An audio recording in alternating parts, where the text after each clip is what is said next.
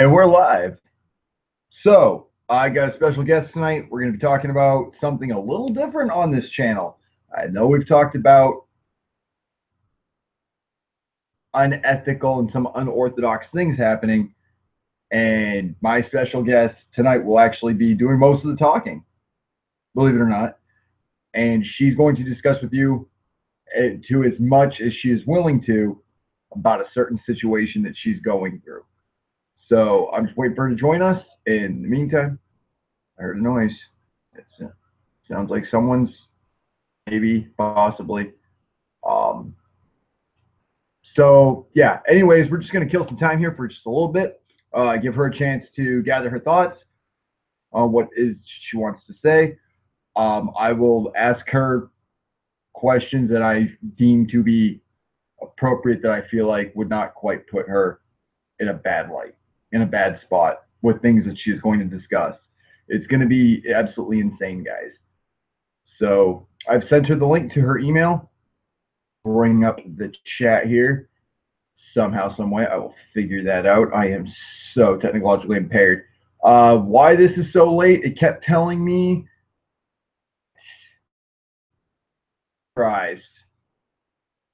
to have this stream going.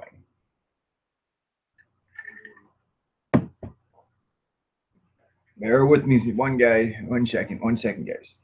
Bear with me a moment.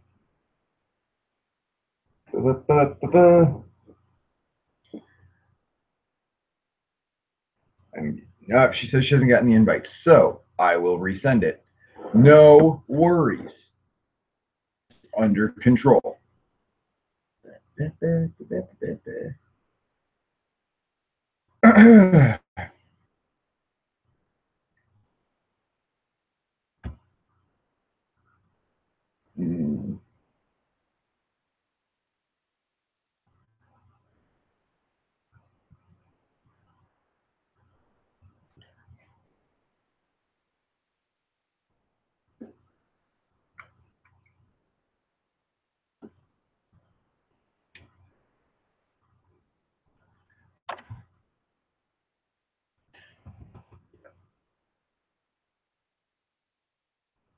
We're having technical difficulties, no issues. I probably typed in the wrong letter or digit somewhere.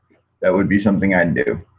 So we're going to invite her again, and I got to get that shut up here, guys. So, Joe Wiggles is in the house. Okay. Now I just got to get to get to my thing here. However, I do that without losing the stream. The chat should automatically pop up. You know what? This little skadoodle thing should help. This is not even the right thing. Chat's down here. Okay, looks like I'm seeing the live chat. I do believe. Maybe I'm not. Probably not. Go to my video without messing anything up. Wish me the best of luck. So anyways, guys, like I said, this is going to be what we're going to discuss. Is not something that's ever come up channel, and if it did, it was brief. It'll be worth. I was supposed to get this thing fired up and started at 6:30, but it seems as though people are telling me I'm not allowed to do my own live stream on my own channel here.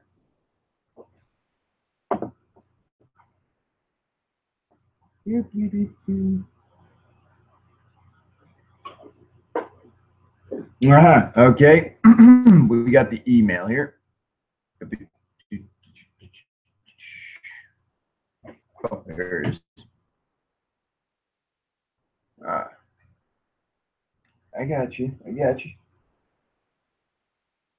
Oh, that's where I messed up. That's exactly where I messed up. Okay.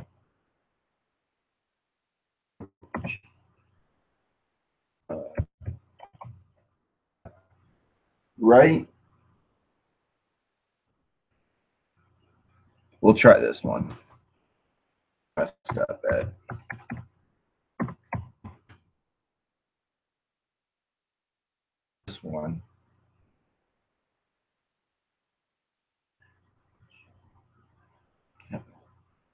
maybe. I will ask her.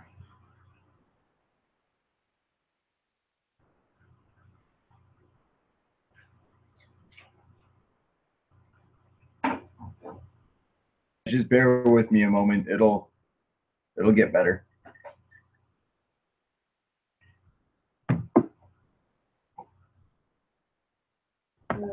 Doormat.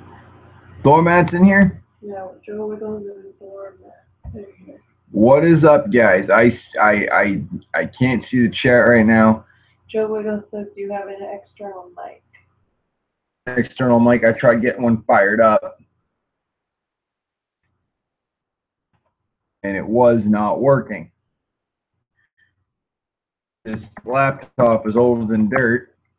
I don't need funds. Permission. Okay. Let's try this one. Let's see if I got that right. Marceline, if you're watching this, I should have it up and running now. Sent. Wow. Audio is a little low. Of course it is. And there's no way I can actually up. Whoop. How's that? Is that better? Yes? Not.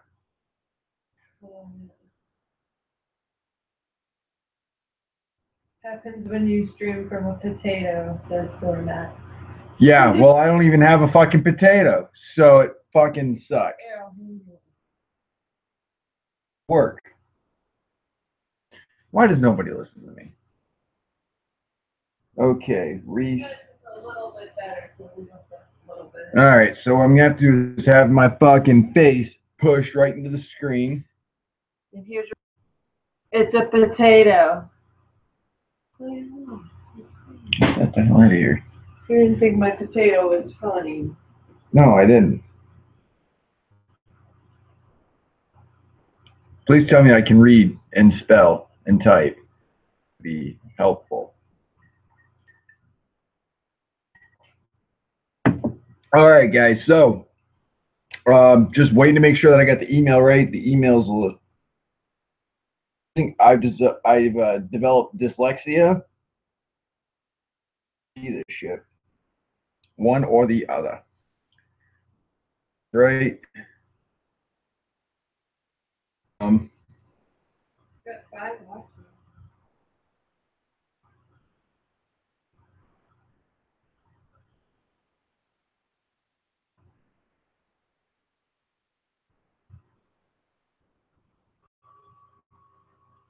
Yeah, this thing is so old that you could probably actually hear the fan going on my laptop. Just trying to make sure that the invite's going through so we can get into this. What's going to happen, guys?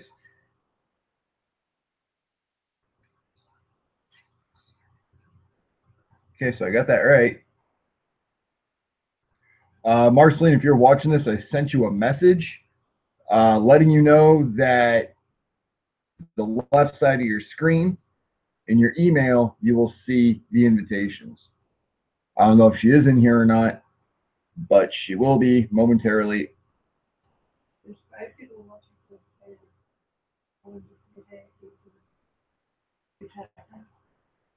No, I can't. I was busy trying to figure that out. We'll see you guys here in a moment.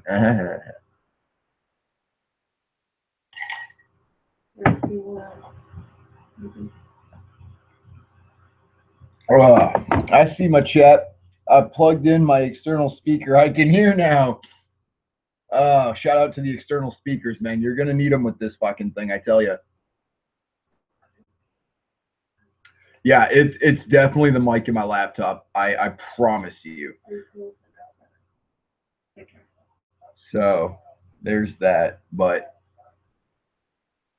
I've got the live chat coming up right now. What I'm gonna do is I'm gonna pause my video so I can see the chat that way. Or all you know things. Or my girl will notify me. One or the other. So here we go. Making sure she saw the message. So we got Thormat. That's all I'm seeing at the moment. That's all I'm seeing. Share this stream, guys. Very crucial to you guys go down, and it's crucial for other people to see it as well. Like I said, this is very unorthodox for this channel. It's deeper than just the things that we have discussed. We have discussed a lot of things, but now we have somebody who's about to tell us something that's really kind of dark and gritty. So I assure you, it is worth the wait.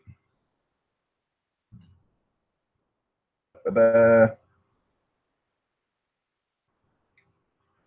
see. I want to make sure that that invite was in fact sent to. So what I will do is I will go to my Gmail here. Sent, if it even sent out or not. Let's see.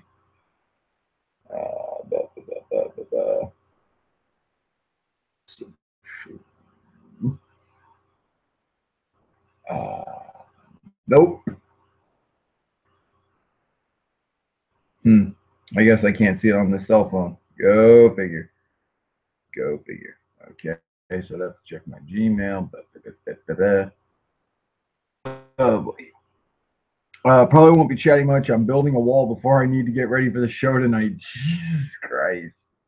Oh my God. All right, man. That's cool. Like, no, it is your company. We have company. Marceline. Hi, how are you? How you doing, Marceline?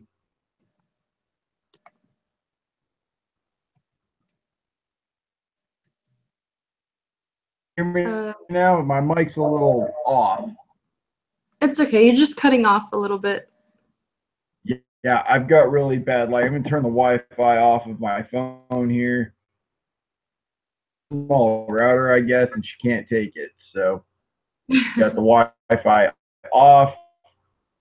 It should fix very least. Really, I'm not going to be even doing much of the talking, so you guys don't have to worry about me breaking things up. I'm going to give Marceline the floor so she can discuss what's been going on. She's from. She'll tell you where she's from. She'll tell you her passions about music, I am sure, her favorite colors, so on and so forth, and much more important topics. The floor. Drink. All right. So my name is Marceline, or I go by Marceline. I'm 20 years old. I currently reside in Las Vegas. I am from Puebla, Mexico. So I am Mexican. As far as music goes, I can go from anything to Amy Winehouse to Sisters of Mercy to Death to Venom, down to, mostly anything that kind of, hey, what are you doing? Anything that really, kind of I can roof to. But basically, in September 2017, there was a new law that had changed about the DACA program. Those of you who don't know about DACA, it's basically a program where children who came here before 2007, I believe, are able to receive a sort of protection from being deported. This also allows you to have a work permit, and with the work permit, you are able to work, pay taxes the proper way. You're able to pursue college or any educational system that you wish without, even to buy a house or own a car, all of that stuff, without having to fear being kind of searched by the system or like put down by it. When DACA first started, it was 2012. I was currently taking therapy a while back, and I had applied for this system, for this program, I'm sorry, to kind of see, what I could obtain from it, what I could do, what I could input, and what I could get back. One of the biggest things about this is that for a very long time, you're kind of put in a mental state that you should be hidden from people, from government, from authority, from law. You know, usually people here think law enforcement and government and all that stuff is a good thing, and that you are protected by it, and that you are, you know, you should aid it and you should look for it. As opposed to a lot of immigrant children, we're kind of taught to fear it and to sort of, you know, look the other way, and to kind of not really, you don't seek for that kind of help, you know, because you know that that help is kind of like double-edged sword. If you seek it, you're going to receive it, and a lot more, mostly a lot more. So for me, thinking about even the possibility of going to school, because, you know, growing up, I never thought about attending college or pursuing a career, mostly because I knew it was not possible. To a lot of us, it was like a huge door. Like, it was a scary thing. It was exciting and new and scary because we didn't know what kind of exposure that would give us and our families. So the last year of therapy, I have a card, and my parents gave me the mail, a piece of mail that I received, and it was my work permit. It was the very first time that I saw an opportunity to kind of like step out and kind of, you know, stand tall and without fear as much as I grew up with. Fast forward to 2017, learning about DACA ending was sort of like getting backhanded, you know, being told you could aspire, being told you could conquer, being told you could do this and do that, and then suddenly it like backhands you. It's like, yeah, no, that's not what we want at all. And for a lot of us and a lot of our families, it was dreadful. It was a sort of, it wasn't fear as much as, you know, like sad. It was very, very sad. Um, my parents, you know, from when I was younger, they all kind of, they always, well, my mom mostly, because I came here with my mom.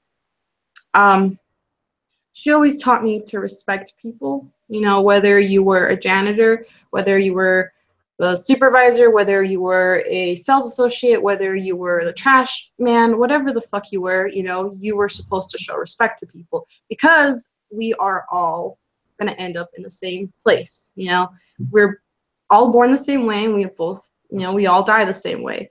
So growing up with this mentality of you must respect everyone, you know, it kind of puts you in a position where if you speak out for yourself, you might be offending others, and that's disrespectful. You know, if someone tells you, oh, you don't belong here, or oh, you shouldn't be here, you kind of have to like bite your tongue, and you know, you grow up with this mentality of being of being detained of that.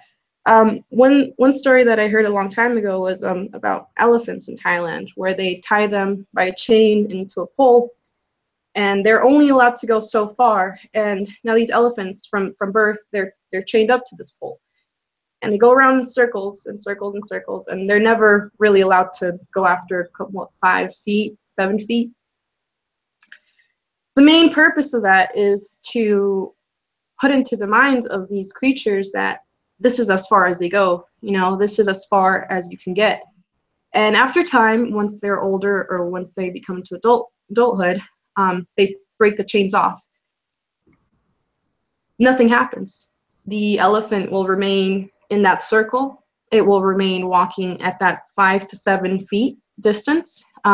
They will remain bound to this pole because that's what they learned. That's what they grew up with. That's the mentality that has been input in them. And same way that this, you know, animals are treated that way. A lot of things in America are sort of the same way. Per se, how do I explain it? When you are a minority, you are put into your mind that that's what you are, that's where you will stay, and that's as far as you go. I know a lot of people have a lot of different opinions over like white supremacy, politics. You know, to each their own. I've always told everyone what you believe in is what you believe in. And if that is true to your way, then stick to it, you know, because it's hard to change people. It's hard to make them see what you see, feel what you feel, or understand what you understand, because a lot of people here don't have to carry that weight on them, you know? So with the project that I'm working on, I haven't quite found a name for it yet, mostly because I want it to mean something. I've always been quite picky with my words and the way I like to express myself, because I want, you know, when I speak to someone, I want them to fully understand what I'm trying to say, not just half-ass it or just expect them to understand, because I've expected people to understand my whole life, and it's not really gotten me anywhere, you know. You can't expect things from anyone. You have to make sure you establish your ideas, you establish your opinions, you establish what you believe in, and make sure that they understand that, because you can tell someone something and their perspective of life might be a lot different from yours. Their experiences are a lot different from yours. And throughout all of that, there are no connections established. There are no bonds established because they don't truly understand your purpose. So again, I haven't chosen a name. I'm thinking about making the name of the project in Nahuatl. Nahuatl is a dialect which my mother speaks. Back in her village, or you know, where she's from, a lot of people, a lot of older folks still don't speak Spanish. They speak Nahuatl. And I didn't really learn it growing up, mostly because we never thought we were, you know, going to need it. I feel like that's a very big part of me, you know, the native part of me, where I know very little about my culture. I know very little about my past. I know very little. I can trace very little back, because you're washed out of it. Here, everyone will tell you, you're in America, speak English, you know, you're in America, act this way, you're in America, do the American way, you know, go through the American way.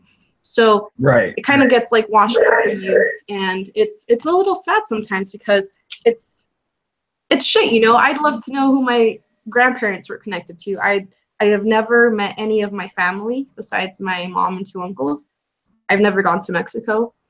I've never seen my cousins. I've never seen my grandparents, and you know, sometimes I feel like that vital part of me is missing, because here, you know, you're with your family, you're connected, whether you like them or not. They are your family. You don't choose your family, and through those connections, you sort of have a feeling of home, you know.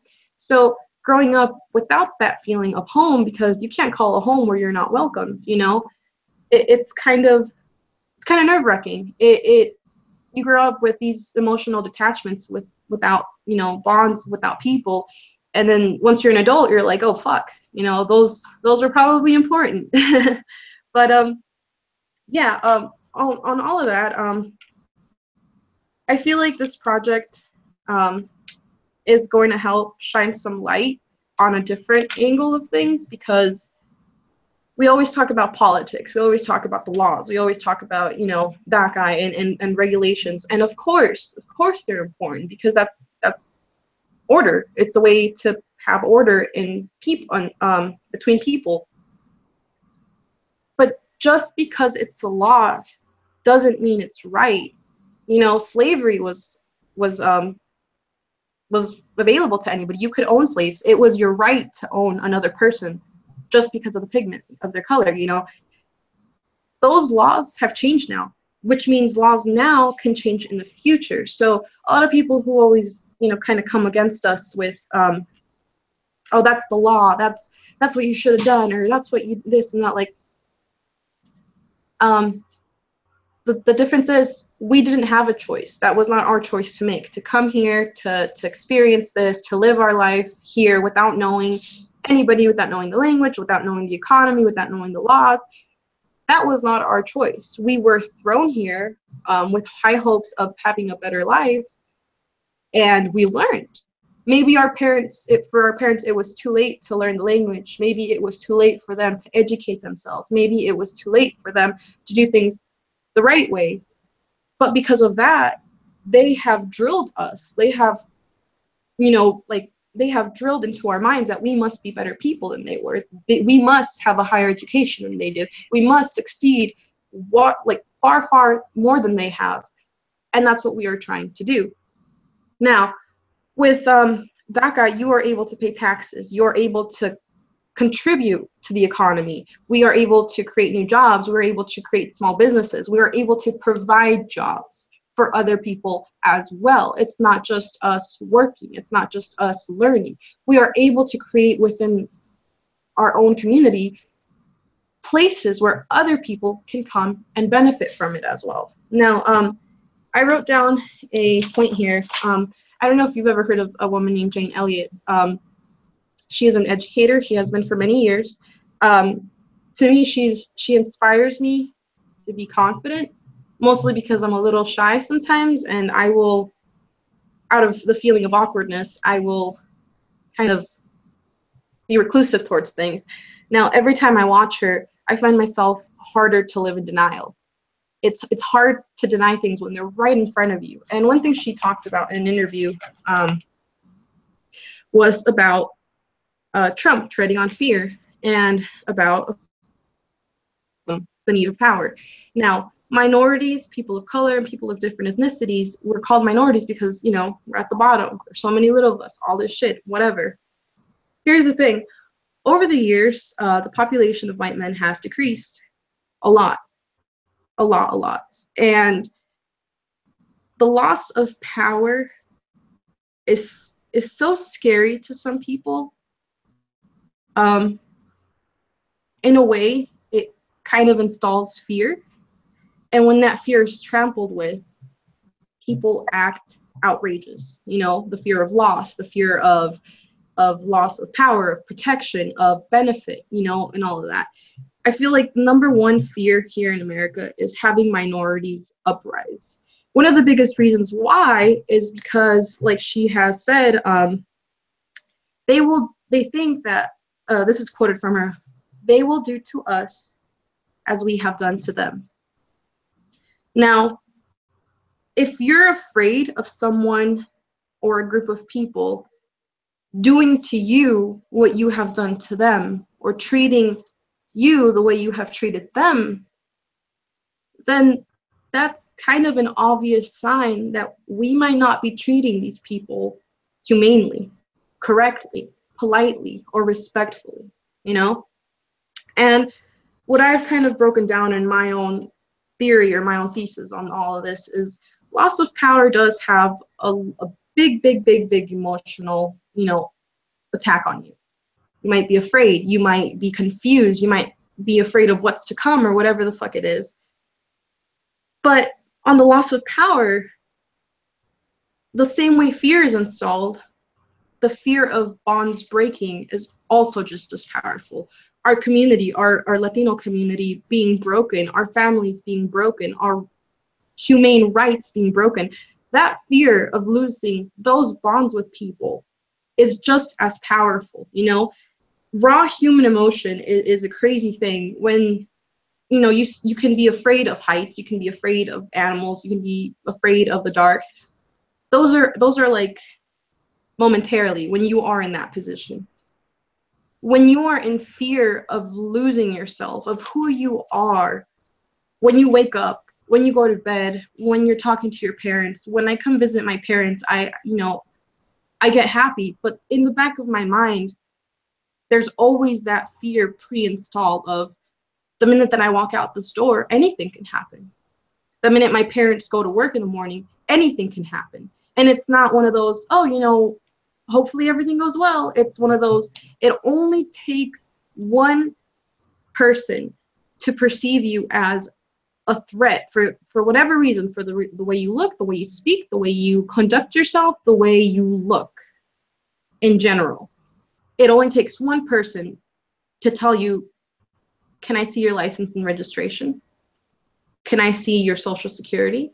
May I see your identification card? And with just that simple fact, it's done. You are unable to defend yourself. You are vulnerable. You're vulnerable the minute that you leave your home, you know? So, like I said, raw human emotion, when you feel that fear, it runs through your body. It runs through your body, and you don't know how to think, how to act, when you're in that position. Now, imagine being in that emotion for years, through elementary school, through middle school, through high school, on top of having to deal with your regular things, being accepted in society, being good in school. You're not only pressured by the fear of losing your parents, of losing yourself, of losing anything that is to your name, but you're also afraid of not being accepted in society, blending in, being what they want you to be. All of that, I feel, as much negative as there is positive, because everything has to balance out in the end. In order there to be evil, there must be good. In order to be pure, there must be impure. And through all of that, they both have as much power as one another. So with all the interviews and all this project that I'm doing, I kind of want to aim it directly at that, because like I said, we always talk about politics, we always talk about rules and regulations, but in our core, what honestly makes bonds between people, what makes connections between us and them, what makes a difference between being humane and inhumane, are the raw emotions that we feel as humans. Now, I do believe that, getting sympathy from people is not the way to go, and that is not what I want to do with this. It's more about finally having an outlet for them, because I know about a handful of people that have conveyed in me the journey that they made coming here. And each time they tell me about this, yeah, it breaks my heart, but oh well. One of the biggest thoughts that goes through my mind is, what were you thinking? Like, what was in your mind, or what idea, or what memory, or what whose face was in your mind when you were crossing? Whose memory inspired you to keep walking those miles? The thought of who helped you throughout the days that you didn't eat? Whose love or whose future were you thinking of when you were crossing that river and watched the rest of you float away because some of you couldn't make it? Pregnant women, older men, children, teenagers, they are crossed through the border for years. They've been crossed for years. Half of them don't make it here. Half of them get lost. Half of them wash out in rivers. Half of them die from dehydration, from exhaustion, and it's not something you can forget. You can't forget the face of someone that you started a journey with, a trip on foot, in fear, out of your own home, out of your own comfort zone, and watch them slowly die next to you and have not the power to do anything for them. Because if you go back, no one's going to go back with you. No one's going to say, hey, let's stop and help this person, because you are not able to. If you stop walking, you get left behind.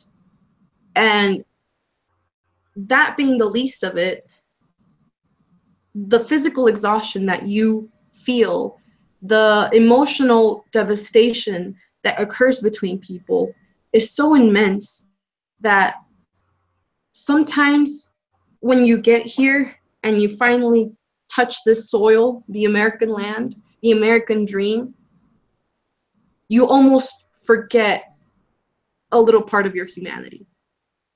I feel like a lot of that has been unsaid. It's been unheard.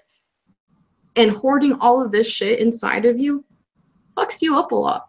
It fucks your kids up. It fucks your family up. And it fucks the way you see life up.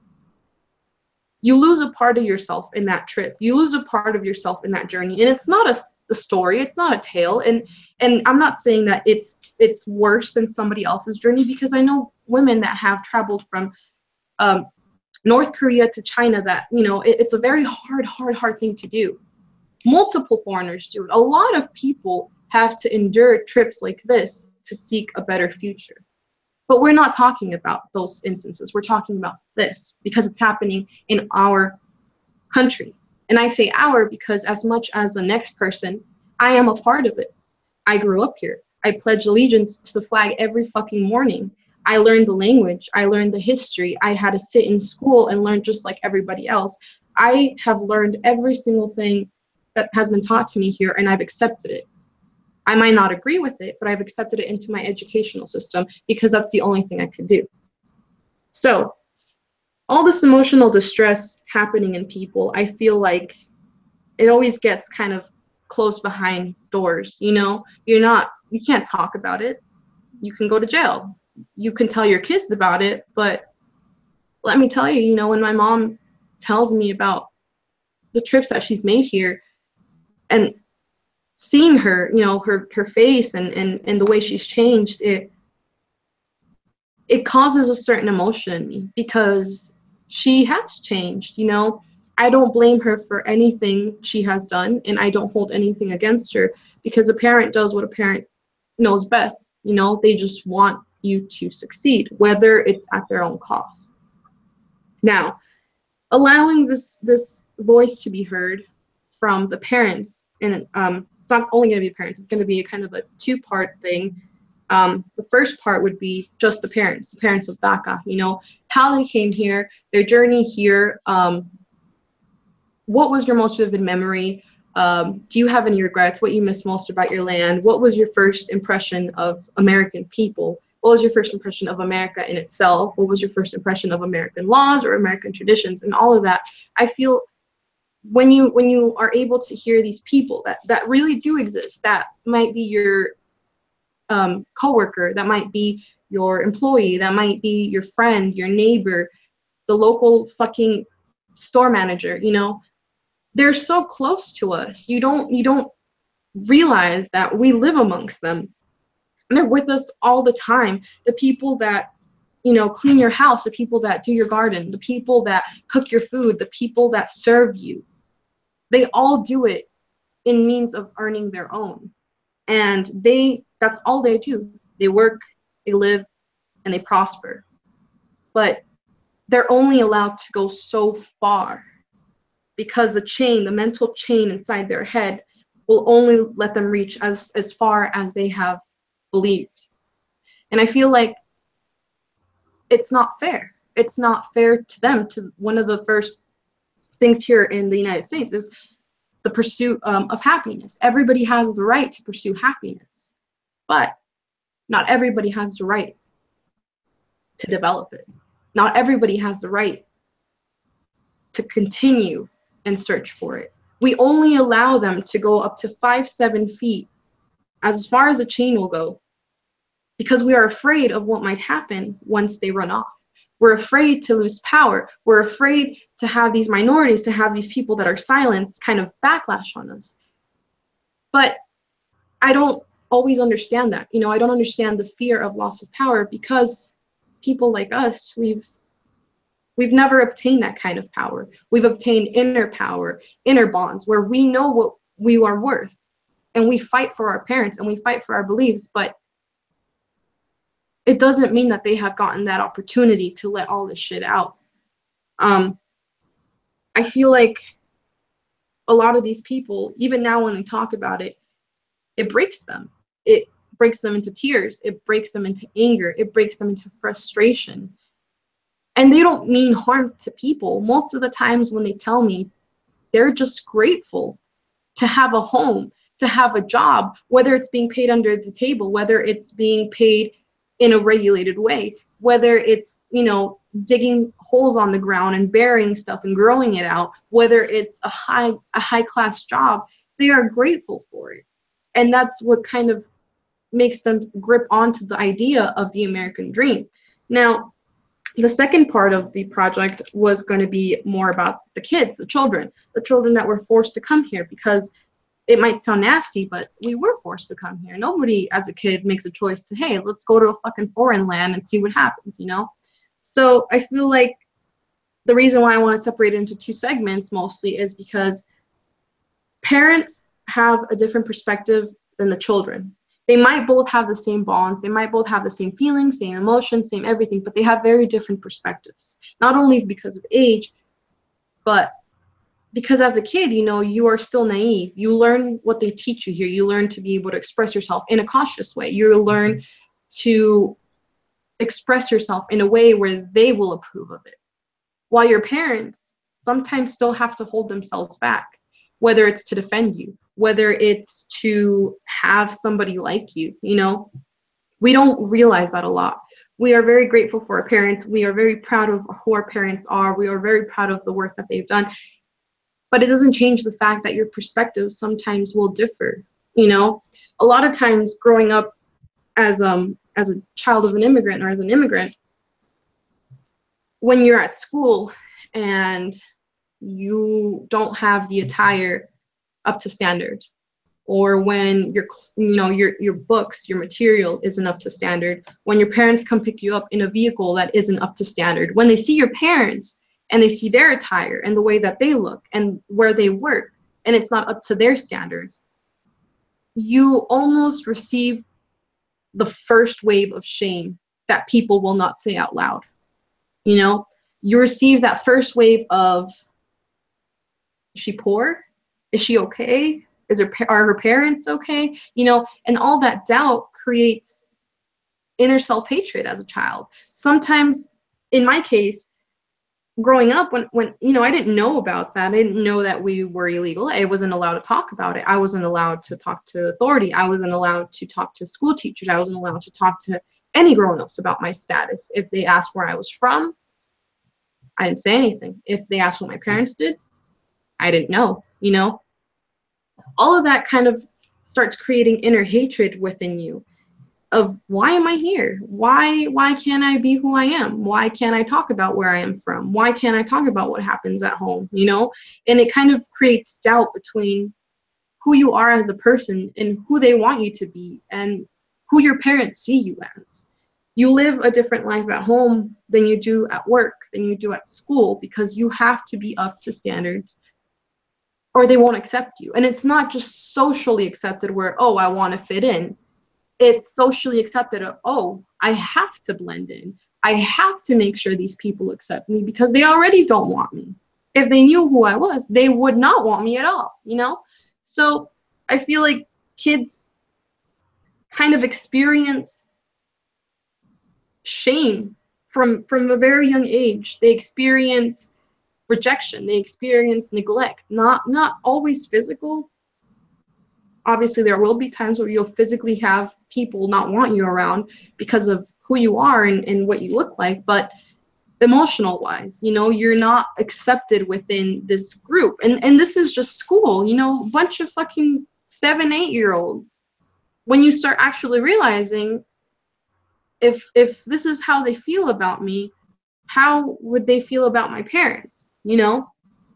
And I feel like I want to very much focus on what it's like growing up as an immigrant kid, you know, because again, you do experience different things, and sometimes it's hard to deal with, sometimes it's hard to accept, sometimes it's hard to understand that some people just don't want you here. And they will think of any excuse, whether it's, oh, it's because of the jobs, it's because of this, it's because of that, when in reality, it's just hard to say that you don't want someone based on what they look like, what color they are, where they are from, their customs. A lot of times I hear kids, you know, in school, you don't, kids can be cruel, and you don't see it fully developed until they're older.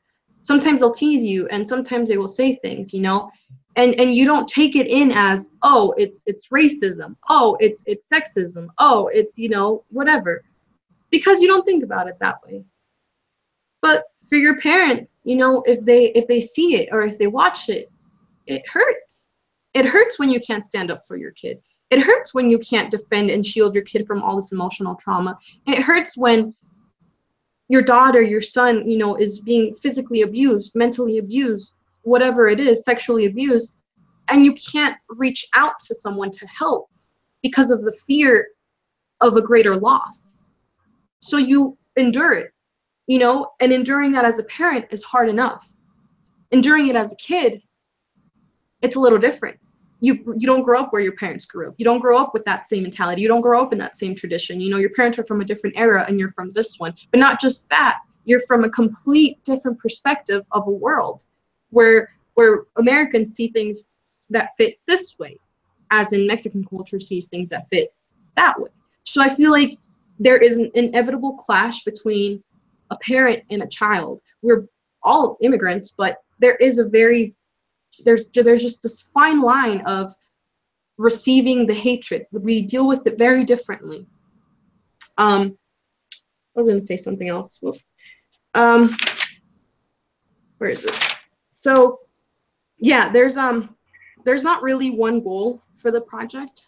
I'm kind of aiming more for a chain reaction to where it's one person after another, after another, after another, after another. Because once someone becomes enlightened in one subject, they can shine that light on somebody else. Whatever your religion is, whatever your beliefs are, whatever tradition you come from, you cannot deny the power of truth, the power of bonds, the power of connection people feel. It can bring masses together. Fear can destroy them, but fear can also bring people together. The fear of losing something, the fear of losing a loved one, the fear of losing your humanity, it's very strong, and people shouldn't be bothered by change. People shouldn't be bothered by fear, because just as fear can be bad, it can be good. It can be good in putting the fear of losing what you worked for so many years, losing what you had to go through for so many years. That same fear should be installed into our hearts for a greater purpose. The fear of losing that bond you have with communities, with your friends, with your loved ones, all of that, I feel, is a lot greater than the fear that people try to stir up in us, you know? And one of the main factors I want to express here is whether they deport us, whether they kick us out, whether they ban us, whatever they want to do, we're not going to leave without having the voice heard. You can wash it out, you can scrub it out as much as you want, but the stain that my people have made here in America will never be washed out. And I will make sure of it. I will make sure that you will never forget who we were. Because I feel like just as the blacks and natives were the backbone of this country, I feel like we, as a modern day, you know, nowadays, we contribute a great part of society now.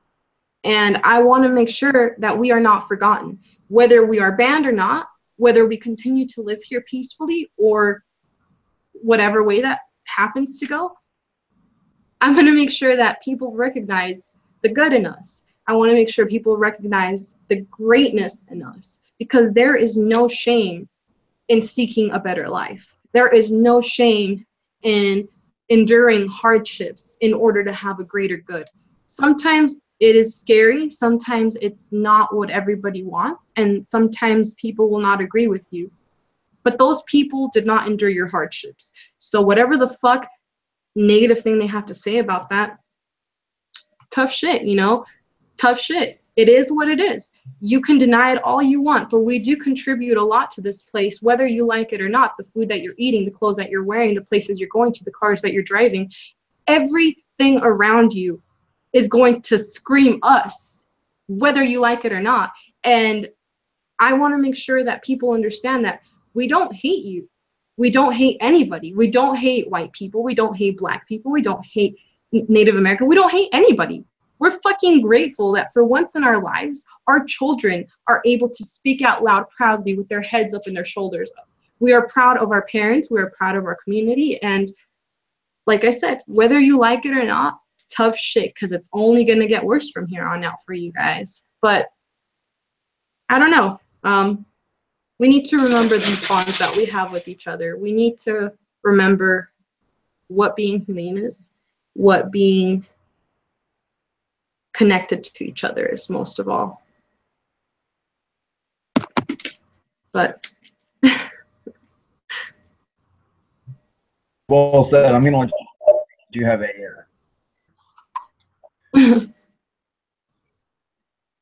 match as far as talking goes, guys. Wow, she did that without even an or like a long pause. Like she just wow, that was impressive. And what you're saying is true. There's one thing that rang to me. Okay, and you said the Pledge of Allegiance and things like that. There's people in this country, myself, that absolutely hate this government, and not necessarily the country of its citizens, state legislation and everything else that goes to Congress, and you look at the White House and who is I hate what my country has turned into. And I've done a video on this. Like, we're going to end up with 3 different parties. We're going to end up with the Republican, the Democrat, and then the Trump party. Yeah. Because the Trump supporters have already turned on the Republicans. Yeah. Over like that, which makes me fear for what's going to happen to people who necessarily even born here that are also going to be asked to leave. All it takes is a few executive orders. What you're talking about is what I call the camel in the tent theory. Tent, and then they're going to try and fit their entire body in it. You don't let government do that. You do not let the authorities do that. We have the amendments for a reason. Illegal search and seizure without probable cause. And last I checked, color of skin is not probable cause. Fucked up that people just like that, like law enforcement treating its civilians, the citizens like that, is absolute garbage. Who is voting for Trump and supports Trump? That's one of the reasons why they voted for him. Cement wall that's going to put the country in a bigger deficit, in a bigger hole. It's not going to benefit anybody. It's going to be an expensive piece of decoration. Freedom, they will do whatever they can to get it. The people that aren't going to allow that wall to be built. The Statue of Liberty is no longer give me you're hungry, you're tired, and you're poor. Yeah. Get the fuck out all of a sudden. Yeah. Like it's bullshit. What into? So for you to even still say the Pledge of Allegiance and to a country that hasn't done a goddamn thing for you that's hard. I'm baffled by it. Like, cause if I was in your position, bad. I really would. And me being a natural born citizen, I guess that's part of my privilege, though, is I'm allowed to be outspoken like that, and I don't have to, or be tied to a pole and stuck to walk up to 7 or 8 feet. That analogy you gave, that was good. Thank you. I do agree with what you say.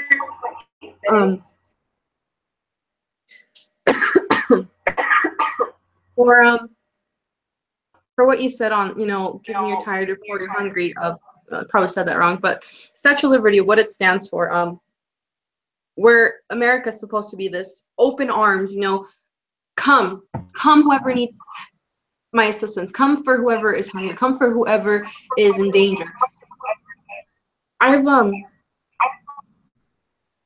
do I explain this?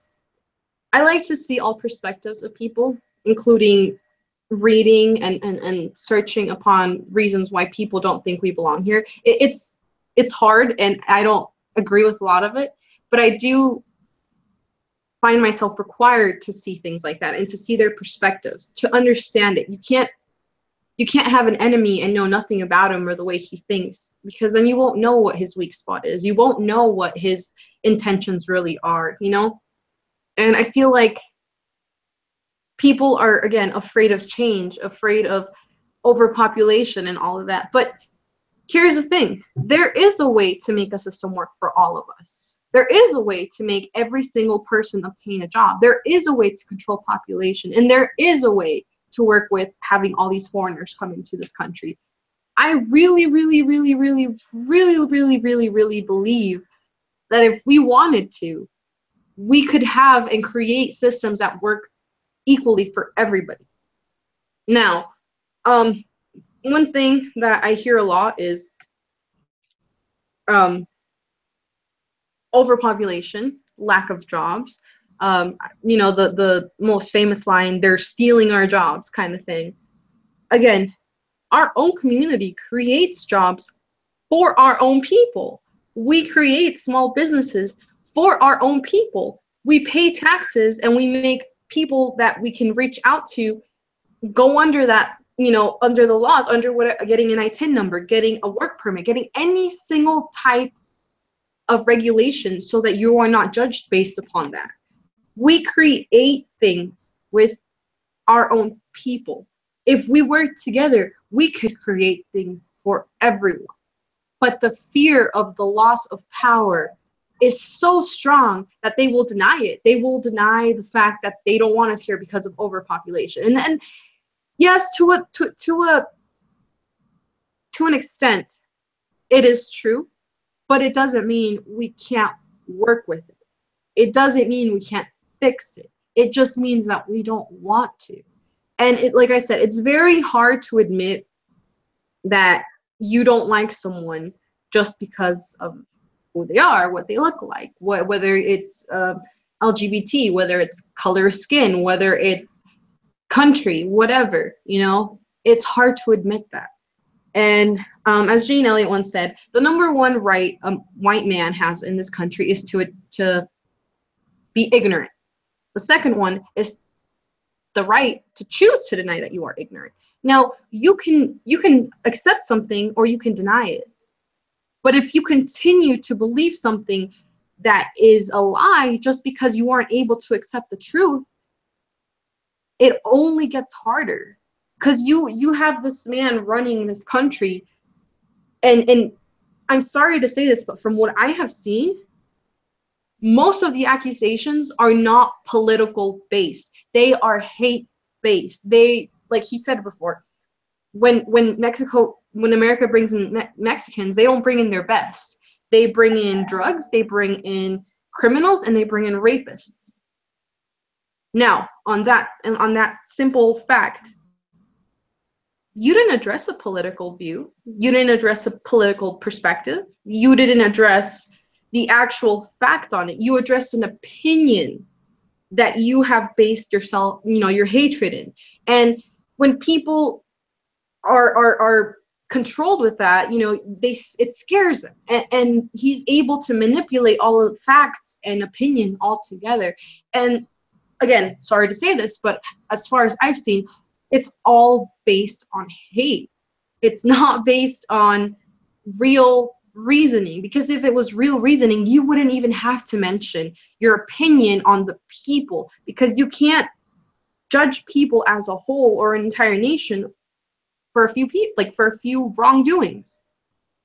I myself, and this might be a little too far, but my rapists were never Mexicans.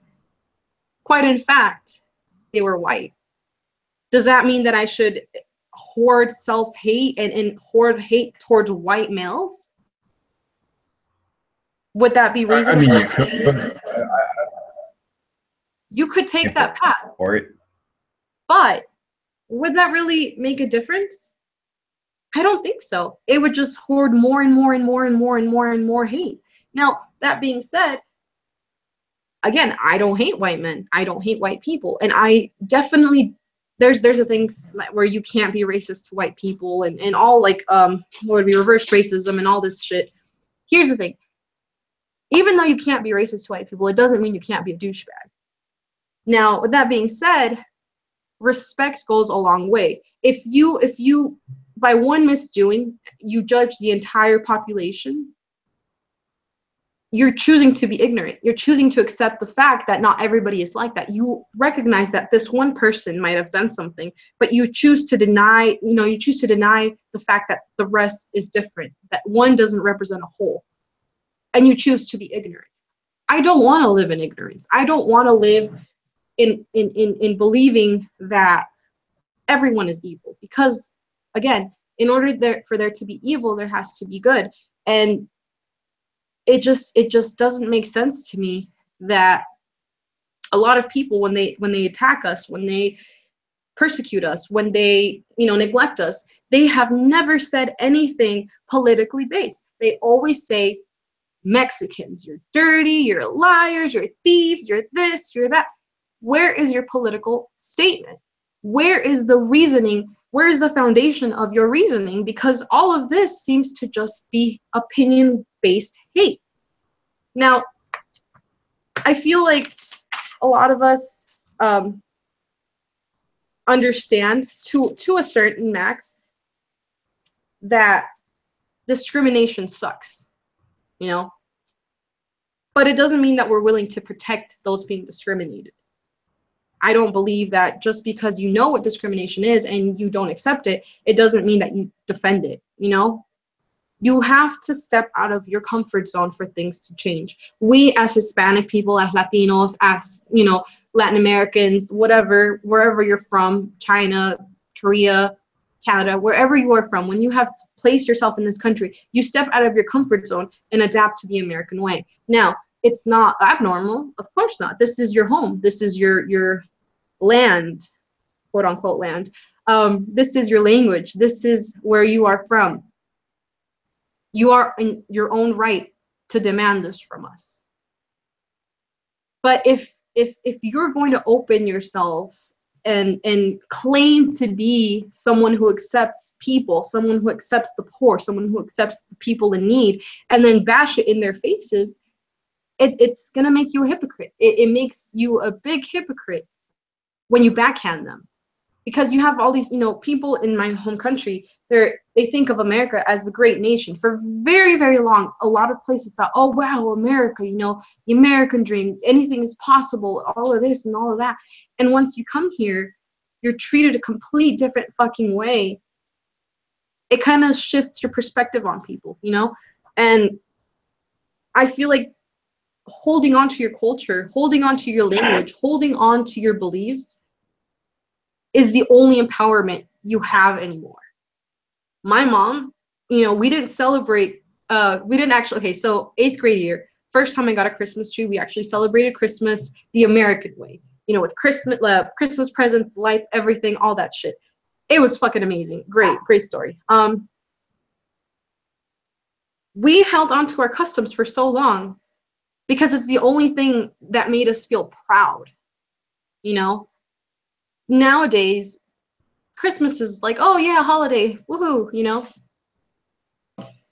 Thanksgiving, why should I celebrate Thanksgiving? I wasn't part of this land. I wasn't born here. It's not something my culture went through, my people went through, but I still do it. Again, we adapt to the American way, whether we like it or not, because it's respectful. It's what's best for us. But you have to understand, when you demand an immigrant to surrender who they are, or even their customs, it's like telling them to surrender who they are as a person completely to you. And that's something that you can never do to somebody. One of the reasons is because that itself is empowerment. You can't tell a woman to stop being a woman, because that is who she is, if that's how she feels who she is. You can't tell a black man to surrender his color and act white and be white, because that is not who he is. His color is his empowerment. His belief is his empowerment. Just as you are to your own, we are to ours. And I feel like people always miss that. And one of the things that frustrates me is when people have told my mother, especially multiple times, you're in America, speak English, or you're in America, you know, we do this like this. And it's like, we're in America, land of the free. Fuck off. Let me speak the way I want to. Let me act the way I want to, because to a certain point, that is self-expression, you know? So I feel like we need to start accepting that you can be from another place and live here and honor here. Because, like, okay, like back to the Pledge of Allegiance. Was it Pledge Allegiance to the United States of America under God? Under God. That's, I feel like that's more, I'm an atheist, you know, so I don't believe in that.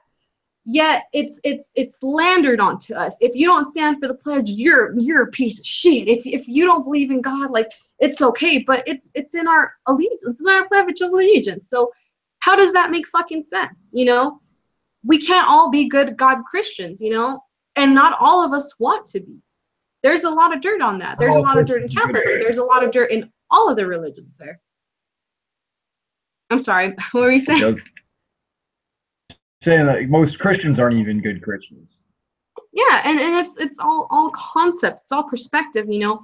So I don't know. I agree with what you say with you know, the way the government is going now. Like, it's not us and them. It's them against each other, and then it's us against every single different party up there now, because everything seems to be opinion based. And I hate to say it, but it's definitely gotten that way since LGBT community gained power. People are losing their fucking minds. Like, to me, it's a little weird that you're so concerned about someone's genitals. You know, I don't really want to know what you're doing in your bedroom. That's to you, man. That's to you and the person between you. But it's such a scary thought to have change that, like, people are like, no, you know, that's not right in the Bible. Well, sweetheart, neither is eating steak, neither is, you know, doing this, neither is doing that. So what's your fucking point? You know, modern day times means modern day rules. The laws back then were right to the people back then. And laws change. So laws can change again for the better. And again, change is fucking scary. But not all change is bad. And not all fear is bad. So, you know. That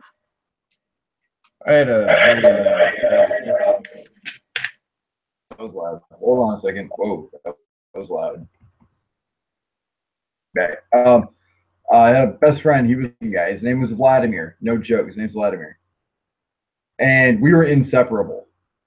Yeah. And people in the occupation, because I was part of Occupy Oakland, occupation that I consider good friends, were being racist towards him and saying things, even if it was in a joking manner. With it, and of course he sees me talking to these guys. He finally pulls me aside and he says, "Look, man, this is why I'm not okay with this, and why I'm not okay with this person." I'm like, "Dude, like, that's fucked up." And he goes, "I don't want you to say nothing, man. Like, just let it be." I'm like, "No, man. Like, fuck that. Like, you're my friend. To speak up because you are my friend, for color, but of who you are to me." People have lost that. They see things in black and white instead of some sort of like an extreme point where it's like, look, listen, this is a human being. Down of like, okay, is this person human? Like, you know, we can't figure it out based off of skin color. So now we have to kind of like, you know, figure out if this person is a drug dealer, this, that, and the other, racist towards them. We live in now, it's 2017, there's Nazis in the streets. I think I've summed up everything in that one little bit. It's 2017, there's Nazis in the streets. That I think pretty much tells you where we're at as a country. For you to even say, not you, but for people to say, this is the greatest country, on that. Because even in Germany, there are not Nazis marching in the streets. You want to know why? Because Germany acknowledged that they lost that war. And the United States fought Germany. Like, I don't understand where people are getting this idea. I think people are confused is what it is. People are confused. Of Americans, I believe, are shit stupid. If what I'm seeing on television is any indication, I think that we are probably the dumbest country, which is also very interesting because as we're growing in atheism, we're still one of the dumbest countries. And you'd think that, you know, Christian ideas and the things that they believe, when someone talks about, you know, oh, hey, there's Eve and Adam and the talking snake.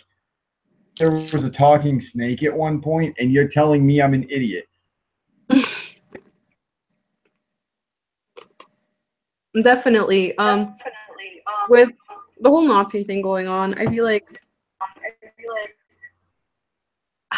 man, how are we considered one of the best nations on earth? Like, how? Because, like you said, our education system is shit. And one of the main reasons is because we deny what really happened. A lot of our history books are being changed now. And a lot of things are being left out because it's all perspective. As long as you think we did the best and we came here and conquered, as long as you think that we should be praised and we should, you know, we deserve some sort of admiration, you're going to teach it to your kids, and their kids will teach it to their kids, and so on and so forth, which again comes to the same thing: ignorance after ignorance after ignorance after ignorance. Because there's one big difference between being naive and ignorant. Being naive, where you don't know, and you haven't educated yourself in it, and ignorance where you know and you just want to turn the other way because it's too fucking hard for you to bear. And seeing as how much other countries have advanced both in their psychological ways, in their mental ways, in their habits, kind of like Germany, like you said, they accept what happened. They are ashamed of it. They accept that it wasn't right, and they will do anything to prevent it from happening again. Well, here in a lot of Trump rallies, here in a lot of Trump rallies, I saw folks standing up with swastikas and their fucking hands up in the air like it's fucking Hitler, and it's like, have you no recognition of cycles of people in history repeating the same stupid mistakes? Why are they still saluting? Why are they saluting to a man who, oh God, who can't even elaborate his views or elaborate his decisions? Why are you blindly following him? And it's because there is no change. He promises to change laws and all this, but it's not laws that pertain to us. It's laws that pertain to everybody else because we refuse to change ourselves. I have an even better question. Historically, public speakers, to get millions of people behind him, right? His language very well. He loved to read, and he was very good at motivating people. That these people here in the United States, Donald Trump, the Nazi salute, follow him as the Nazis did. I feel like their standards are really low in comparison. And that tells me that they share the same ignorant mindset. That is, you are, I should say, is that they are the weakest Nazi party that we have ever seen, and they are the dumbest. And any truth to, the whole natural selection thing, they'll get picked off soon. Because Donald Trump can't speak a sentence without it sounding bad. And even his supporters are like, he's talking, then don't let him talk. Like, I don't know what to tell you. You voted for the cunt, not me. Jesus Christ. People, they sit there and they support him. And it's funny that we're talking about the whole racist thing too, because I was on this page, I actually posted it. It's on my Facebook. Check it out when we're done with this. It's 1776, We the People. And this guy said he should get, this is about Snoop Dogg, I'd like to add, to get drug tested and this, that, and the other. Since we get drug tested for the jobs that we do, I get drug tested before I get hired. I've never been drug tested again. So what you're saying is Snoop Dogg, who is a millionaire, needs to get drug tested because he's on welfare. You need to just go ahead and admit that you're racist right now. And I'm like, I'll give you 5 minutes to delete your comment before I post it. My comment, I went ahead, took a snapshot of it, and posted it, just in case he deleted it. Yeah. I believe I think I've been removed from the 1776 page now. I'll have to go back and check, but I'm pretty sure I irritated them. But the truth is, they have come out and said that they're racist without saying they're racist. They've said everything else. Oh, welfare. Well, I know who you're talking about when you're talking about. You put up images of black people, people of color and of different descent. Like that's what you do. That is what all of your posts are. And they're like, oh no, it just happened to be this picture. And they'll talk bad about people.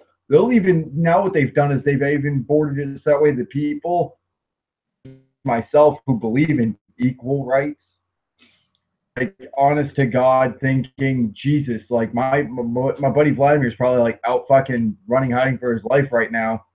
Is because people like me give a shit about other people. See, there's one product that exists in other countries, and that is why they benefit. Empathy. And it's called understanding. Other countries are doing a great job of practicing it. Germany, you've got, what was the other one there? New Zealand. And all those countries are doing better than we are financially, with stability and everything else. Look at how they treat each other. murders in those places, see that it's not firearms that's the issue. It's the lack of understanding, compassion, and empathy. That's what it is. Hate and anger start someplace. I believe that compassion and empathy is a great place to start. And other countries are practicing it, and I think that we need to have that imported. And I'll pay the taxes for it.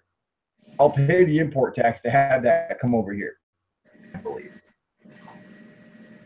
Definitely. I feel like you said, empathy and kindness, it's very important. The problem is that it's very often mistaken with weakness. Again, they like, if you're kind, people will think that you are weak. Or if you have empathy, people are like, oh, well, why not just not give a fuck about them, you know? And it kind of like puts up a front of strong-minded and then strong-willedness. But like I said before, that empathy and that kindness creates very, very strong bonds with one another. When you finally accept people for who they are as a race, because there's only one race, you will start to understand how important it is to feel empathy for one another, because it's how we strive, you know? It's easier, two heads are better than one. It's easier to get things done accordingly than against each other. Like, oh, I will build it this way and you can build it that way. How much bigger, how much greater, how much more can you profit off of doing it together, you know? I feel, again, kindness, it goes a long way. It can reach into the heart of people. It can reach into different countries. It seeps through our memories. It seeps through the bonds that you have with people. And it's something that shouldn't be fucked with, because a mother, like, okay, I know not a lot of people will agree with it because not everybody was raised the same way, but a mother's love goes a long way, whether it's something that you wanted to or not.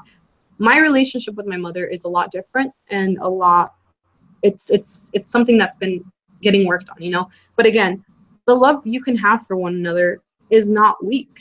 It is strong, it is profound, and it is in-depth, endless, you know? And like you said, I feel like it's true. The minute that we start having empathy, and the minute that we start trying to understand above all else, we might see a difference. And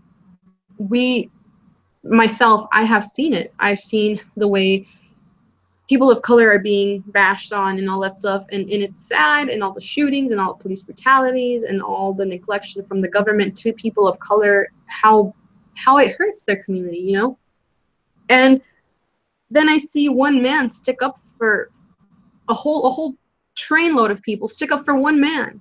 I see people, police officers, you know, do better for their communities, for people of color.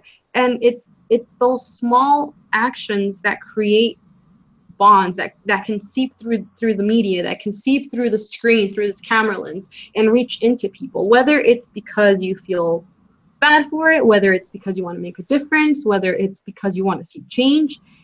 No matter what the reason is, it's kindness. It's kindness from you being human. You know, we are all human. We all experience those emotions, some different than others, but I do believe we have to start taking that first step. And it's hard because of our pride, because we think it's weak, but it's so powerful. And when we start taking those steps, and you forget what pride is, you forget what having an ego is, what you forget what having proud to be a white man, proud to be a Mexican. Because I do know there's some Mexicans or people of color, or, you know, that have hatred for their own community. Once you stop stepping out of those bounds, then you will start seeing a difference, definitely.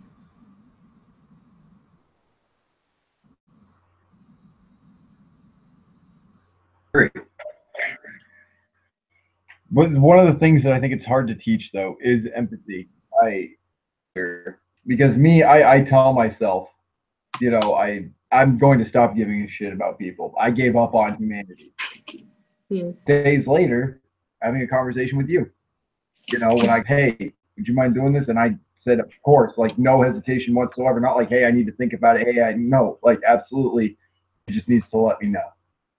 So days ago, I'm like, yeah, fuck humanity. Like, I completely social media is the bottom of the barrel now, and here I am using social media to talk with you. So I am backtracking and being a little bit of a hypocrite. But it's like, no, I'm an empathetic person. I felt that way at the time. I said that at the time when I was angry or I saw something that really bothered me, or insulting a millionaire saying that he was on welfare simply because of the color of his skin. Like, I've seen it and it disgusts me. And then I'm like, yeah, I fucking hate people. I'm just going to shut away from it. And then I feel like being as empathetic and compassionate as I try to be. So when you're teaching empathy and compassion, I think it goes much deeper than a textbook. I think that people need a life lesson. People need to experience it for themselves. They need to go through that school of hard knocks. But I propose fire with fire, which a lot of people disagree with, which is fine. That are here in the United States, we make them register as Nazis. Them go through tasks. They have to do all these different things as Nazis. They have to do community service. They might have to do 30 days of jail time simply just because they're Nazis. Are you starting to see where I'm getting at here? Yeah, yeah. Nazis, and Nazis are a minority in this country. They're spending $500,000 for protection just to be able to say what's on their mind. Here's the problem with that. They have the money to spend dollars to preach hate, preach fairness and equality, can't afford that, so they're getting beaten, tased, tear gas. The people that are supposed to protect them, they're getting shot, murdered in the streets. They're getting stabbed to death. But there's no uproar about that. But we've got Nazis that are able to pay $500,000 for a bodyguard, a failed bodyguard, I might add. The dude got his face crushed in, and say I felt bad. Saying that I think that for the next president of the United States, because I pray it's not Trump, I hope they make that an executive order. I hope Trump is halfway through building his wall by in 2020. A new president gets elected for the walls to get smashed down. My other question: who's going to build the wall? By far, to Trump's knowledge, Mexicans are going to build the wall. Which, I mean, the president of Mexico has said that we're not going to do it. And, I mean, you only believe what you see, right? So I feel like up till now, like you said, a lot of Trump supporters have gone against him and kind of turned their backs on him because it's a child. It's a child who thinks it's a game and will say anything out loud. And when consequences come knocking and people start to like wait for the answer, like where's what you promised us? You know, you have to he has to come up with something quick, like DACA. Why, especially now with the whole wall being built and everything out of fucking nowhere, DACA ends. Why? Because you have to compensate for the lack of proof that you have done thus far. Now, the wall can be built. The wall, there is a wall now. I mean, he wants to build a bigger one. He wants us to pay for it, or in this case, Mexico to pay for it. They said that years ago, and there's still people coming in because where there is a will, there is a way. And when you have that fear of escaping whatever you're dealing with right now, like in Mexico, and you come here, where there is a will, there is a way. So you can say that this wall is more of a mental barrier for people, and it's more of a mental uprising for people than it is physical. If it does get built, apparently it's going to be through America and taxpayers, and a lot of people are pissed about that.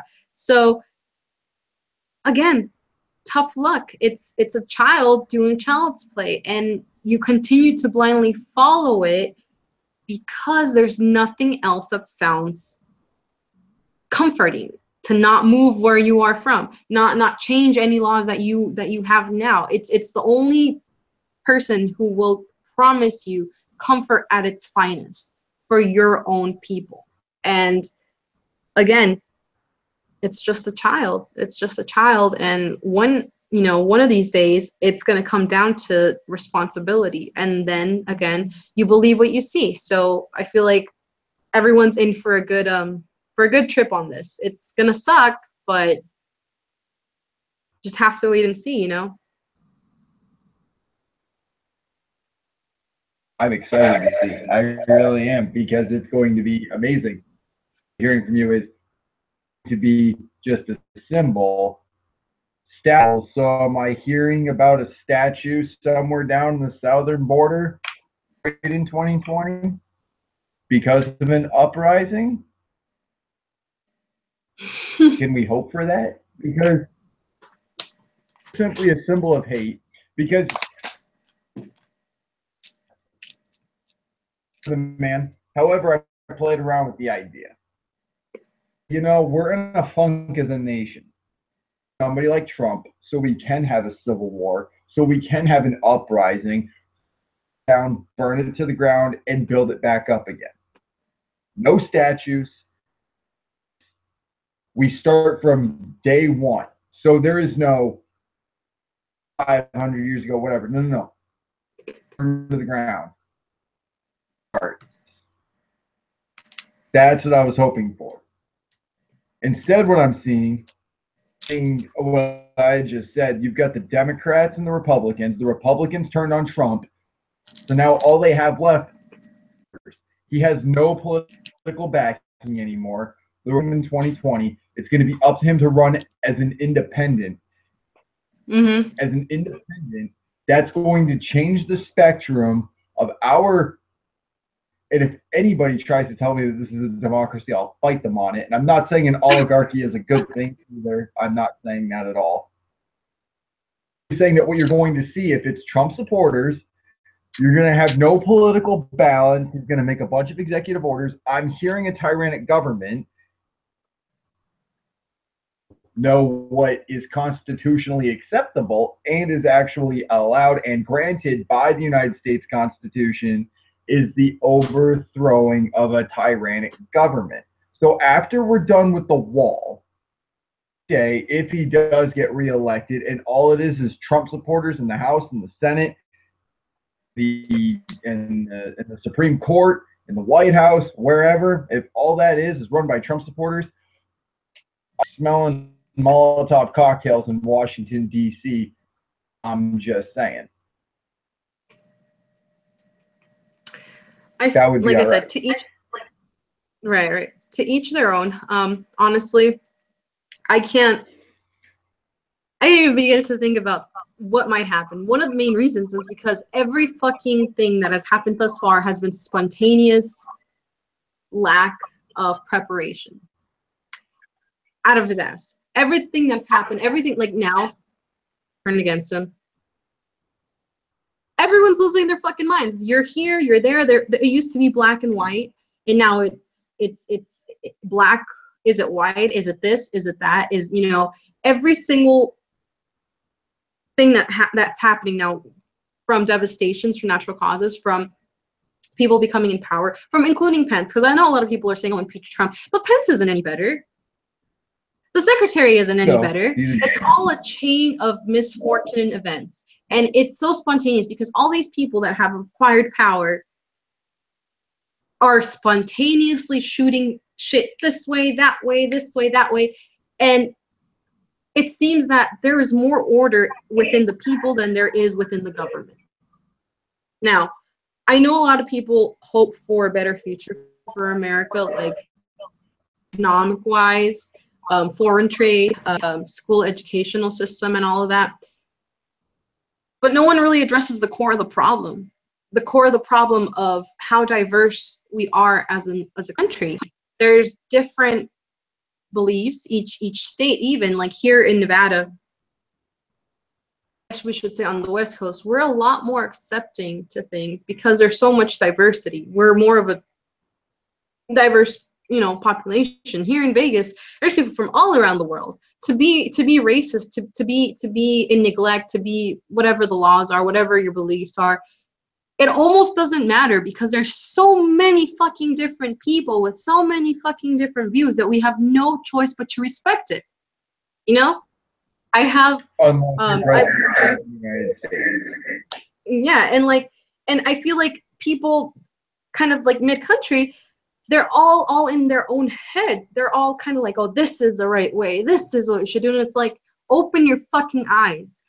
We're expanding. We're expanding from East Coast to West Coast, and you are not seeing it. And the minute that these people realize that it's no longer just this way, but everything around them, it's gonna raise hell. It's gonna raise hell, and people in power are gonna start shooting different things, different ideas to different people to appeal to different thoughts. Now, I firmly believe that before things can get better, it's gonna get messy. It's gonna get real bad. It's gonna get really, really bad. I can't say that I'm afraid of what's to come, because thus far, what else could you do? What else can we not endure? You know, what else is there? You fucking changed so, like, again, it's crazy. You've, as in president and the White House, they are, as soon as he ended DACA, people were like, whoa, oh, wait, how, well, you know, and they started bringing out papers like, so if you deport all these people, that means all these people will lose their jobs. All these doctors will no longer be at service to our people, to our needs, to our affiliations, to our affairs. That's, you know, and it blows their fucking minds. But whenever they make drastic changes like that, it will divide people. There is no preventing it. People will be divided, and that is exactly what I feel is their goal. When you divide groups into smaller ones, it's easier to wipe them all out. When you resist as a whole, it's harder to break through. And I feel like that's what they're trying to do now, especially in the Midwest, not Midwest, basically Midwest. They're trying to divide and conquer, and it's fucking scary sometimes, but it's even scarier to think that most of us already kind of see through that. And again, it's easier to divide and conquer, but holy shit, the minute that they start realizing that there's more of us who are, you know, linking arms or linking hands together, it's going to raise hell. It's going to raise hell, and it's going to be a very, very, very, very, it's going to be dangerous. I definitely believe it's going to get violent. I feel like no matter how peaceful, you know, people try to be or how peaceful they try to protest, there is no neglecting anger. There's no neglecting fear, and that does come into violence, and that will happen. And I have no doubt in my mind that before it gets better, it will definitely get really, really, really, really bad. But what else can you do? This is what he has caused. It's all cause and effect. If you stir the pot, then that's what's going to happen, you know? Like Darby Crash said, it's really garbled. He basically said, Darby Crash, he said, you know, when you say or do something, you got to expect a reaction, especially when it's outlandish, no matter who you are. What to realize is that, well, every time we have said it, like, how could things get any worse? I feel like whatever there chugs, like, I don't know, maybe 6, 7 bottles of mine and watch what happens, because I said that last year when I called my buddy Graham, like, come on, man, if Trump got elected, how could it get any worse? You know, like could it really get that bad? And it was like 6 to 8 weeks, and I went, oh shit, it got bad. Oh my God, what just happened? Like, so I called him. I remember I was talking to my buddy Graham for like the first 3 months of Trump's election, like 2-3 times a week. I didn't vote for the guy, but I played with the idea of like, he could come from this. Maybe. No, my bad. Like, I'm just glad that I'm not one of the ones responsible for checking his name on that ballot. I would turn myself in for treason is what I would do. Because what I feel like is if you voted for Trump, you turned your back on this country for everything it once stood for. That's how I feel. Right. I won't support the guy. I won't ever play with the notion of having a guy like that in office is a good idea. For even thinking it, I think about a month in, I'm like, oh, this was stupid of me to even a good idea. I'm just thinking it. How did some of these people feel when his popularity is starting to slow his minions, the ones that still wear the Hillary for jail 2016? Thinking to myself, he came out, done his acceptance speech of becoming president, and said the first thing came out of his mouth was, I'm not going to put Hillary in jail. She's been through enough. That was the first thing the man that you voted for, who made a promise to you, said. Or he had done his speech. Like, that's what this man had done. How stupid are you people to still support his lies? Like, you even support the things that he hasn't even done yet. So if I were to run legislation and I made promises to you guys, would you still support me on them? Like, well, Michigan's also a melting pot of ignorant and absolute fucking stupid. So if you ever do decide to leave the Vegas area to Michigan, the people up here are just as bad. Like, I see people out here. I've heard people like I come from part of New Hampshire where it's all white people, but I've never been raised to be racist. I feel like the people, especially here in this hometown, were to basically be racist to the very few up here. Because if that's in Michigan, probably the worst state in the entire nation, right next to Maryland. You've got it, and it just like spreads out. I mean, okay, I guess Texas could possibly be on there, but at least they got a decent music scene, so that's cool. But I digress. Basically, I just see things going bad all over the place. For this country, I don't have hope for this country anymore. I say that now, and hopefully one day I can look back in my empathy and my compassion and be like, you know what? I got one more fight left in me. I'm going to go ahead and try and make the best of this and just go ahead. Breath. I have empathy for somebody who believes in 1945, in 1939, Germany and Poland, and into the United States, freedom of speech, and that's okay. And they're allowed to have protection because they can afford it. But those that can't, they get tased and beaten by cops.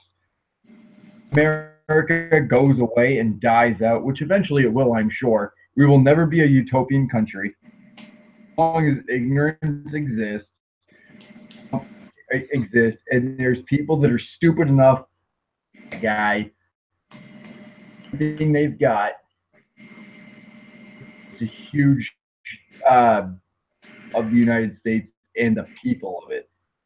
And it's just going to get worse and worse and worse. But that tells me that at some point it is going to have to blow a gasket on it, and it will eventually get. I can honestly say never in my life have I said, God, I miss George Bush Jr. I don't think I predicted those words coming out of my mouth.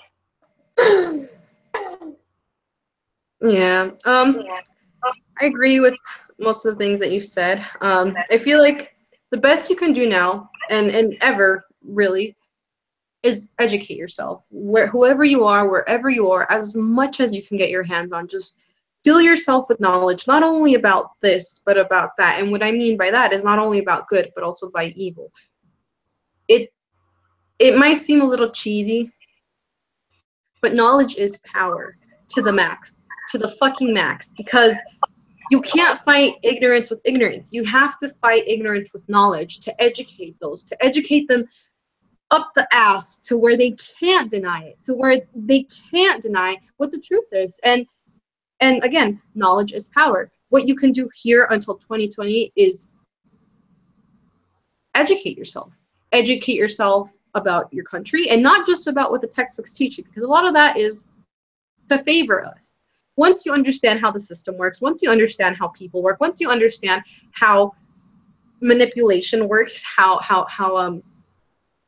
what was the word? How fuck, I forgot. But once you understand how conditioning works, once you understand how easy it is to shift people's minds into something so stupid, you will understand how easy it is to shift people's minds into a logical way of thinking. So again, just educate yourself as much as you can, because honestly, it's the most powerful thing you have so far. You can always resort to violence. You could always resort to whatever other beliefs you have.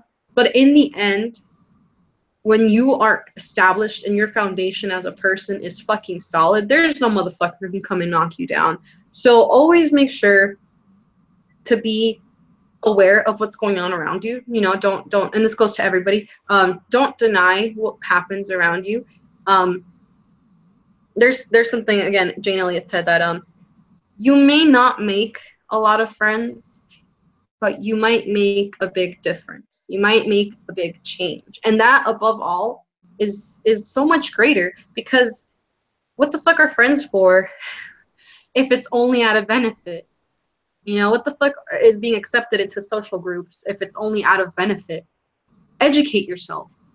You know, pursue whatever the fuck it is that you believe in. And even if you stand alone, you gotta stand. You know, you gotta fucking make your stance. You gotta make your point across. Like I said, choose your words carefully and make sure that if it's something that you truly care for and you truly believe, that it is exactly what you mean, and that they fucking don't leave that room without understanding every single part of it. Because again, that is the most important piece of all, knowing where you stand and letting them know exactly where you stand.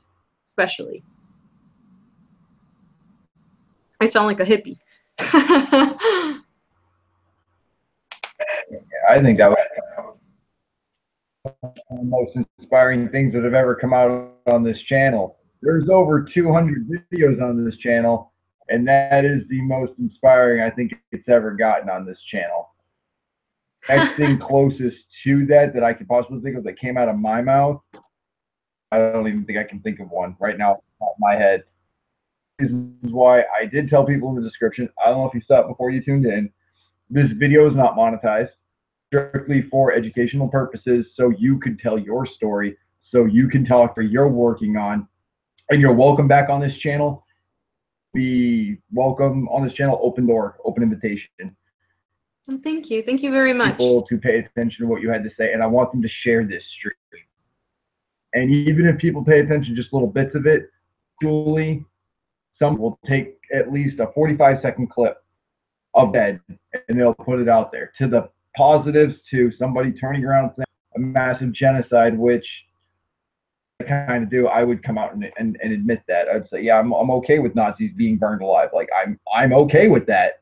And if you're not okay with that, in my opinion, then it's like you don't understand the fire with fire terminology that I strongly believe in.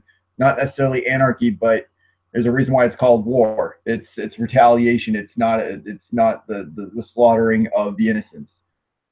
People have to fight back if it comes to that. Because like you had said, I do not leave that room without understanding. And it's true. Like if you don't stand your ground, if you don't stand up for yourself, you will get trampled. Drink the poison of ignorance and stupidity, accept anything that's said to you.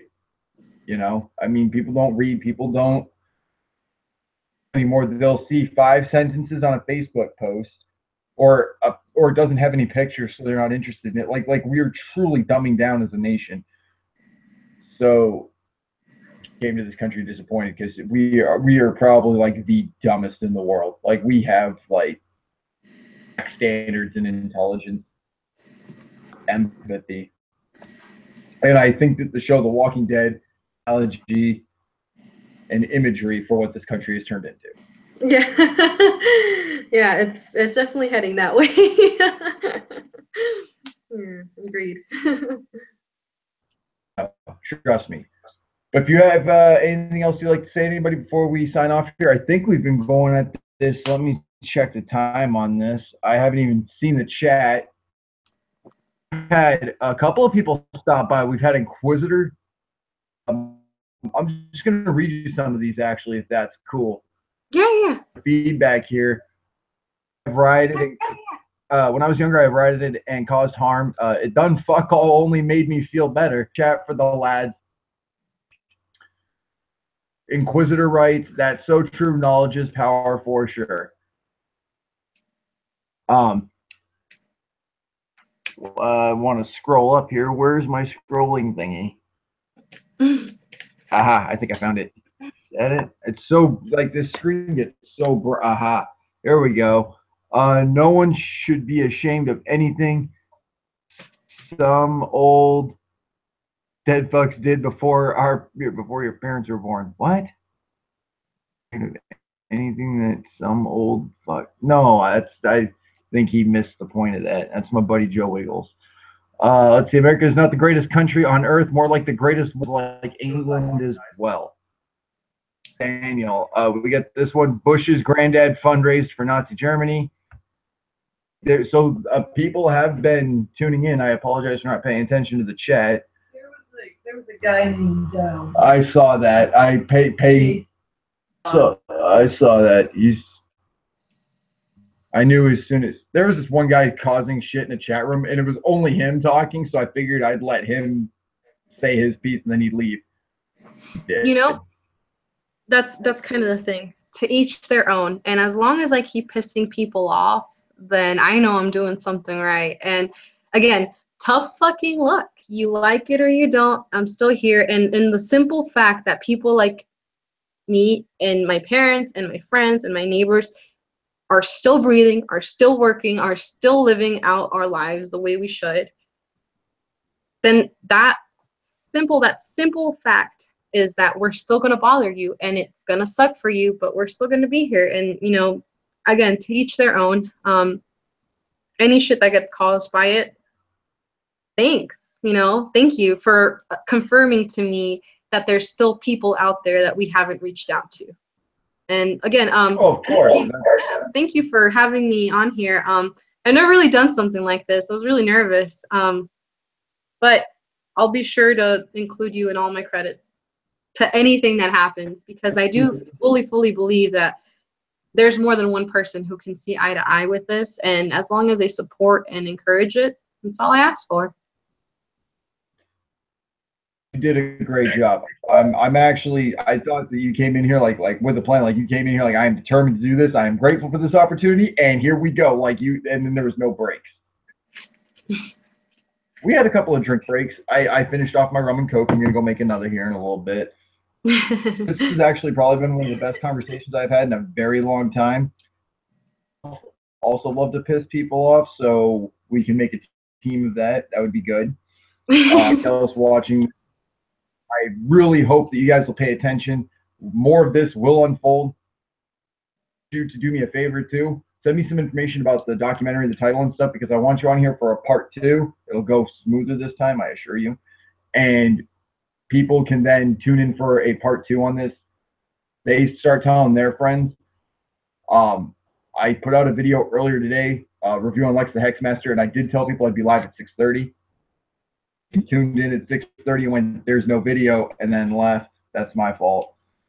And for people to share this stream, which is the most important part.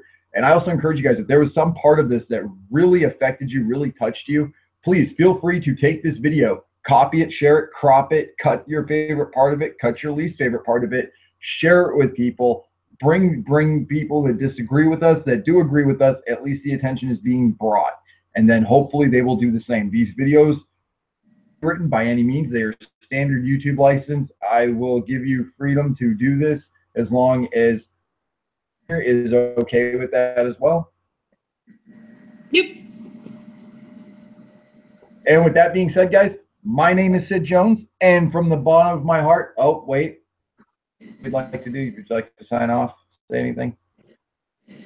Thank you guys for tuning in. I know it wasn't very well elaborated. I kind of had this with pinpoints written all over because I'm very messy, but hopefully you got something across. And if you guys, you know, want to see more, then just tune in with him. And with that being said, guys, my name is Sid Jones. From the bottom of my heart,